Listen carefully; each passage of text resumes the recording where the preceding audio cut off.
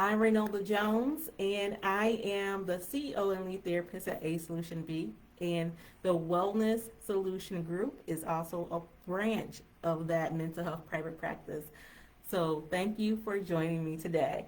And welcome. We have a lot of new members here, so you may not know me, but you may see me interact from different pages, only two, depending on what Facebook allows me to do. But I'm so glad you're here and thank you for joining me today. Tonight, we're talking about something that so many women entrepreneurs struggle with, but rarely talk about honestly and openly: how to lead without burning out.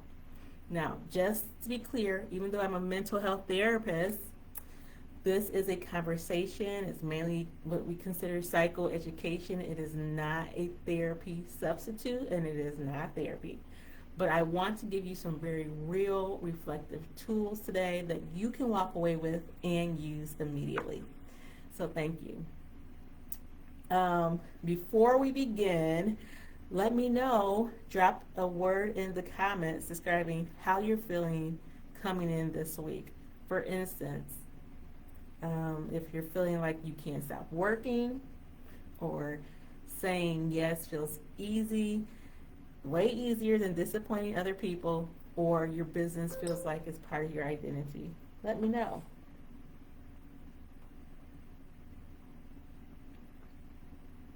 Let me know. And just for a little razzle dazzle, I love to know where you're checking in from. So make sure to say hi in the comments and let me know where you're checking in from. I'm located in the Grand Rapids, Michigan area. Where are you?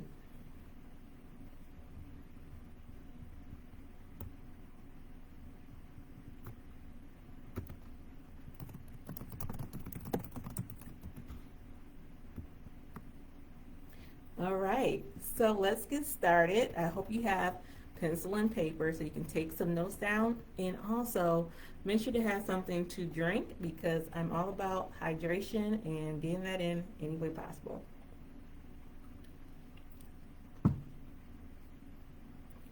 All right, well, I work with a lot of women leaders and entrepreneurs all the time, and I keep hearing the same thing from many of them. Statements like, I'm successful, but I'm exhausted. I know I'm known a lot and I have a reputation. Everyone's reaching out to me because of it, but I'm still exhausted. When leadership is driven by pressure like that instead of intention, burnout becomes inevitable. We start believing that if the business struggles, then it says a lot about who you are as a person. Like, if the business fails, then you're a failure. And that emotion is pretty heavy weight to carry, especially alone. But here's the thing, burnout doesn't always look like collapsing, and it doesn't always look like exhaustion. Burnout can sometimes look like overworking, overthinking, overgiving, saying yes to everything, and even perfectionism disguised as productivity. I want you to be honest with yourself right now. You don't have to put in the chat at this particular moment, but which one of these hit the most for you? Overworking, overthinking, overgiving, saying yes to everything, perfectionism disguised as productivity?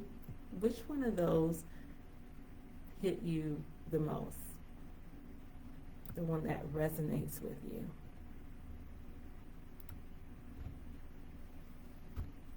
I'll give you a moment to type that in.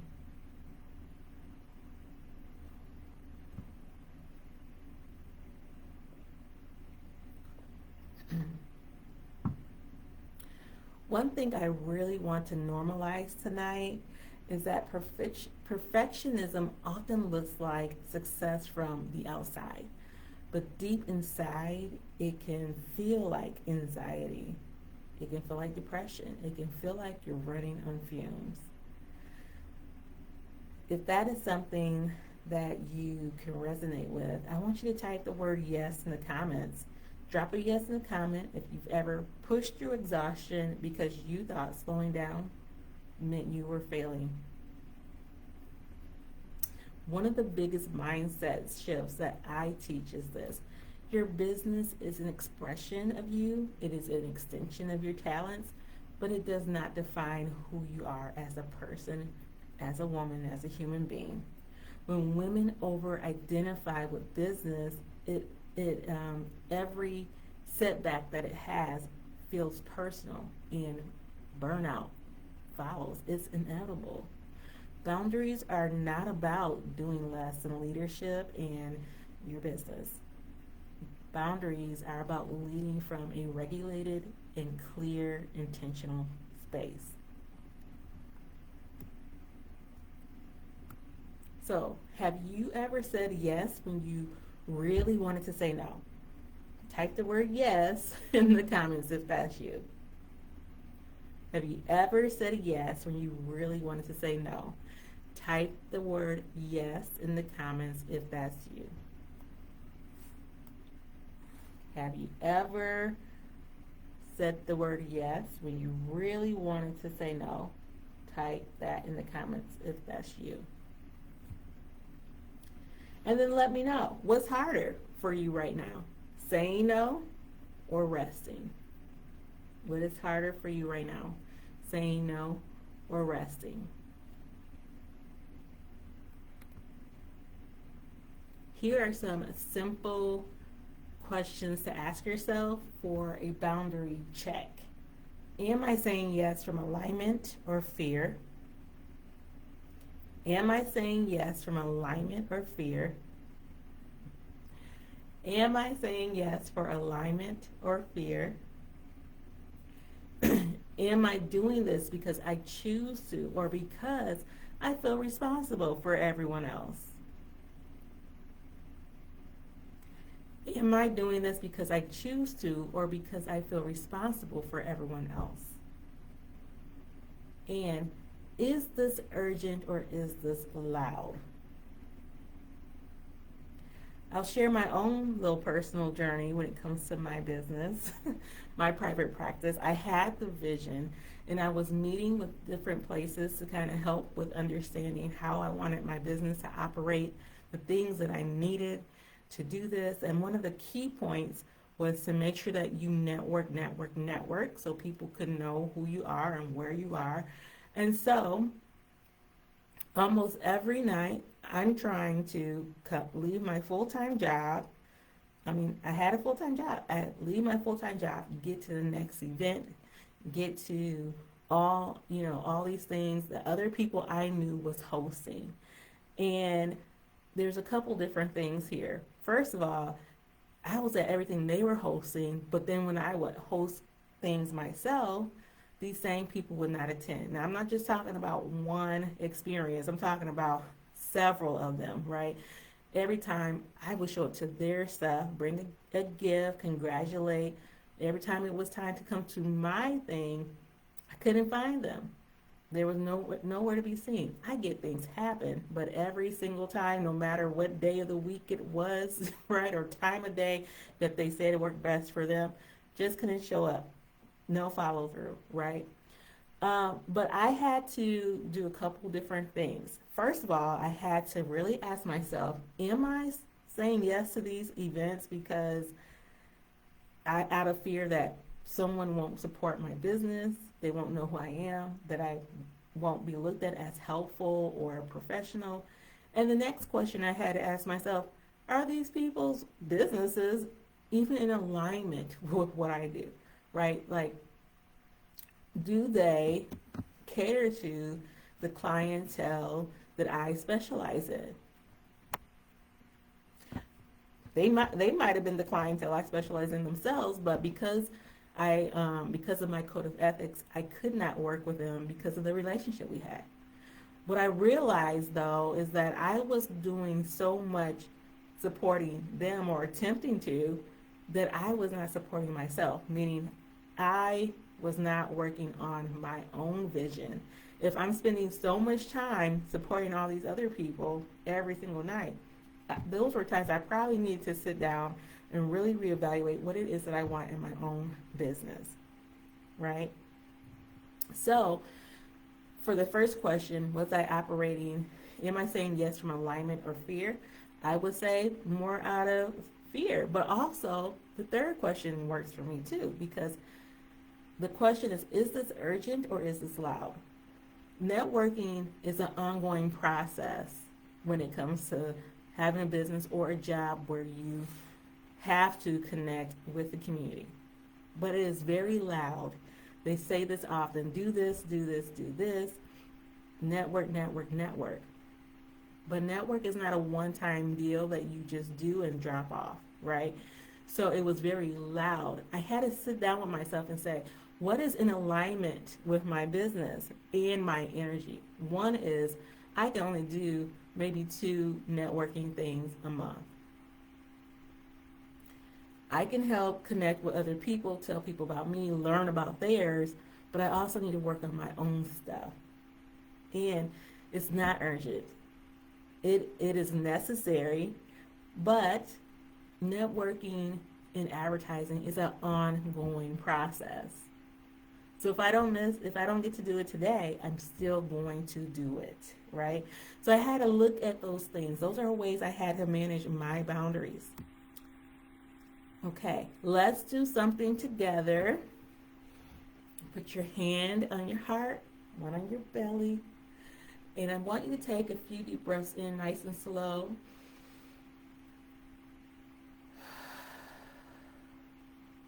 Another one.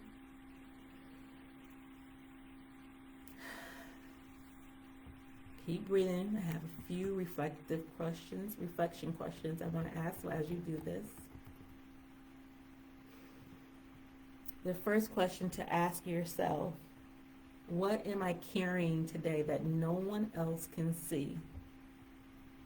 What am I carrying today that no one else can see?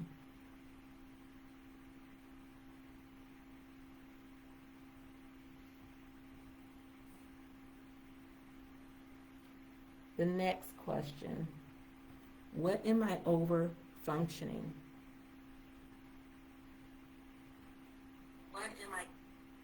What am I over functioning?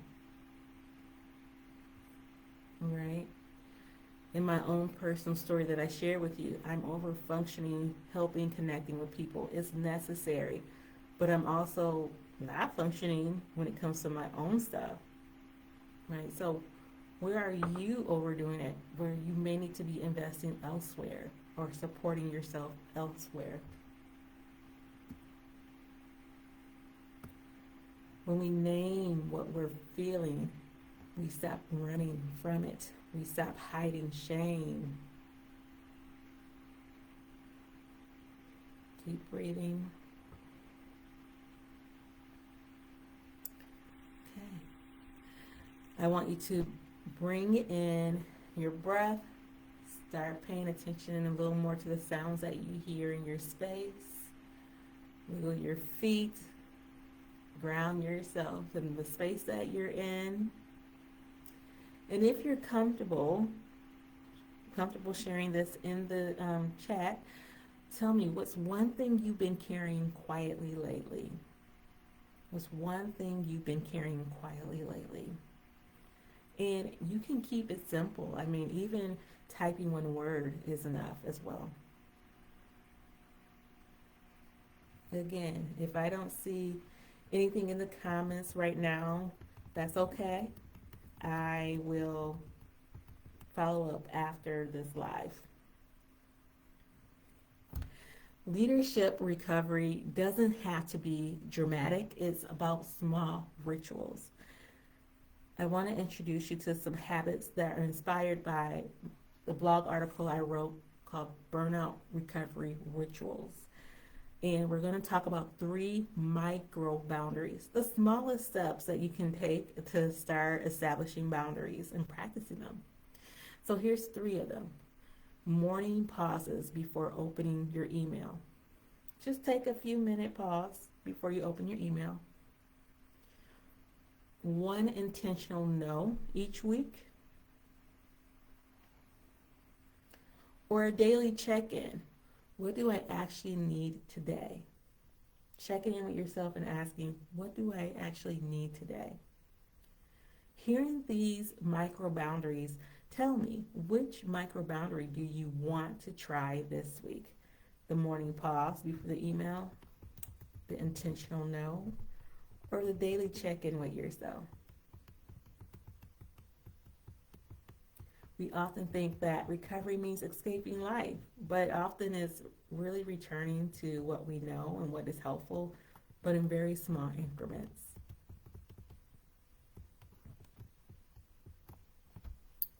Now, if you haven't started writing, this is something to write. And if you are a person who likes to journal, let me know in the chat that you like to journal. Maybe put a little picture of a pencil or something. Do you like to journal? These are 3 questions you can ask yourself in the next couple weeks, starting after this live. So the first question is, what emotions keep showing up lately? What emotions keep showing up lately? What emotions keep showing up lately? Where am I over giving? Where am I over giving? What would a kinder version of me say to myself today? What would a kinder version of me say to myself today? And you don't have to be perfect with your answers. You just need to be honest and open with yourself. That's where we start.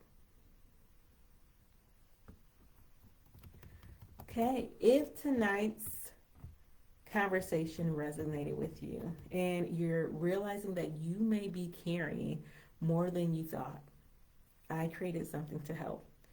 My Burnout Recovery Starter Kit is a free resource. It's designed specifically for women entrepreneurs and leaders who want to protect their energy while still leading powerfully. It's your first step towards recovery. It's a small, grounded tools where you can start using immediately through an email series. If you are interested in this, I have the link in the comment section already. But if you can't find the link and need me to give it to you more directly, comment the word KIT, KIT, and I will make sure I get it to you. And if tonight gave you even one insight, I want you to type, I needed this. And this will also help other women know and other group members know that they are not alone. All right, I am about to close out, and I want to say these things to you first before I do. You are not your productivity. It does not define you. You are not your hustle. That doesn't define you either.